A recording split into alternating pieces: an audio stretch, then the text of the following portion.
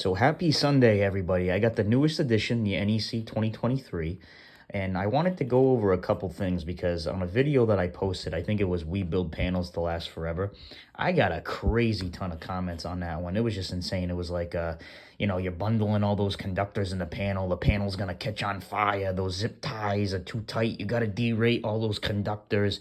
That panel's not going to last more than you. Just crazy, crazy stuff. So I wanted to go over this code article that's going to probably help some of you out and prove as to why I can bundle all those conductors in that panel and not have to apply adjustment factors to them. So let me show you. All right, so here we go. You're going to be going to 310.14a exception right here, okay? So it's where different ampacities apply to a portion of a circuit, the higher ampacity shall be permitted to be used if the total portions of the circuit with lower ampacity does not exceed the lesser of 10 feet or 10% of the total circuit.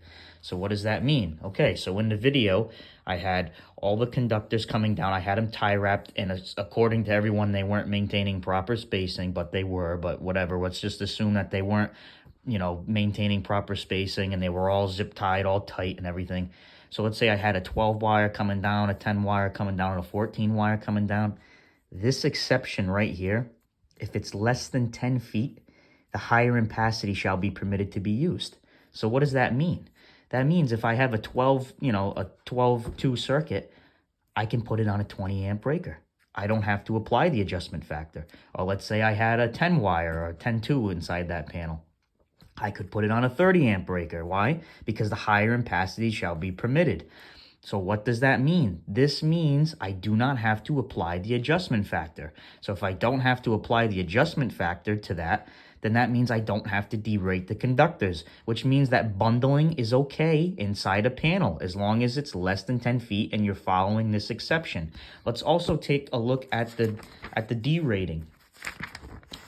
So we're going to go over here. This is the D rating for the NEC, 41 and above, 35%. But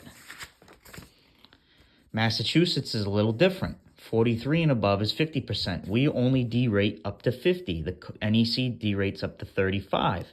So if you want me to cover this and how this works, just let me know. But I'd like to see what you guys think in the comment section. Try to maintain it to be peaceful in there, okay? Don't start a war in there. And I'm just curious as to what everyone has to say. So take care.